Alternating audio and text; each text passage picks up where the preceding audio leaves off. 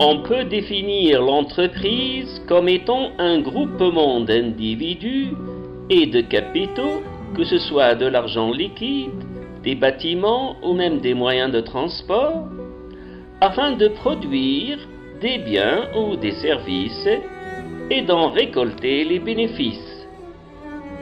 À titre d'exemple, les banques, les magasins, les boutiques, les usines de fabrication, les fermes, ce sont des entreprises.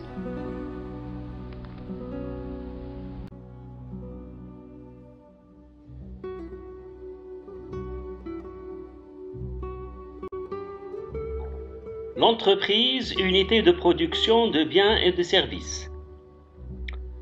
Afin de produire des biens et des services, l'entreprise a besoin d'inputs, de matières premières, des fournitures, afin de les transformer et créer les outputs, qui seront les produits manufacturés, produits finis ou semi-finis.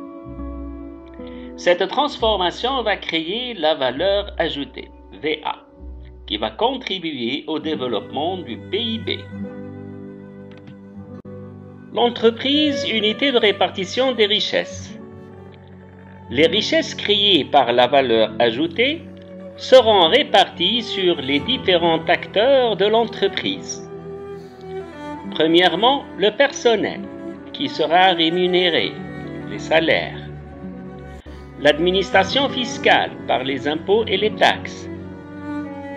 Les apporteurs de capitaux, qui sont les associés qui auront leur part de bénéfices.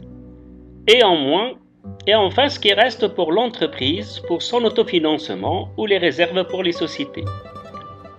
D'où l'obligation d'une tenue de comptabilité régulière et approbante. Entreprise et ses obligations envers l'État. Toute entreprise a certaines obligations vis-à-vis la loi. Pour créer une entreprise, on doit entamer certaines procédures et appliquer certains règlements. L'ouverture d'une patente. Avant d'exercer, tout entrepreneur doit faire une déclaration d'ouverture de patente auprès du Bureau de contrôle des impôts du ministère des Finances.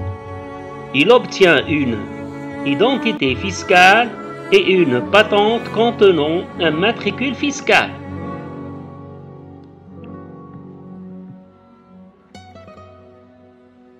Le registre de commerce.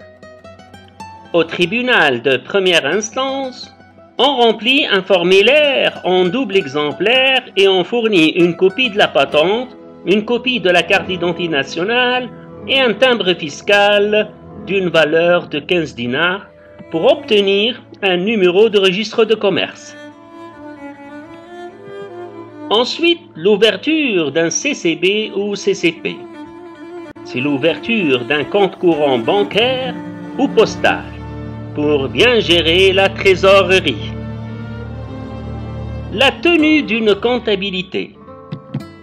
Toute entreprise doit tenir une comptabilité régulière et probante, d'une part, pour suivre la bonne démarche de son affaire et d'autre part, pour en calculer le résultat de l'exercice, bénéfice ou perte, afin de déduire les impôts. Cette comptabilité doit être sur des supports comptables. Le journal général, le livre d'inventaire, qui doivent être cotés et paraphés auprès du tribunal de première instance. Déclaration du revenu et paiement des impôts. Toute entreprise doit payer les impôts à titre définitif et sans contrepartie. Il existe deux types d'impôts. Les impôts directs, tels que l'IRPP, impôt sur le revenu des personnes physiques, pour les entreprises individuelles, et l'IS, impôt sociétaire, c'est l'impôt pour les sociétés. Il y en a d'autres. Voyons les impôts indirects, tels que la TVA, taxe sur la valeur ajoutée, et le RS retenu à la source.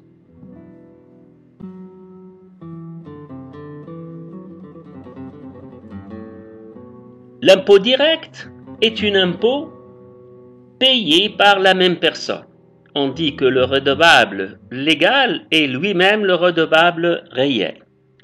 Mais pour l'impôt indirect, il y a deux acteurs. Il y a le client qui est le redevable réel, qui paye son fournisseur, et c'est le fournisseur qui va amener l'impôt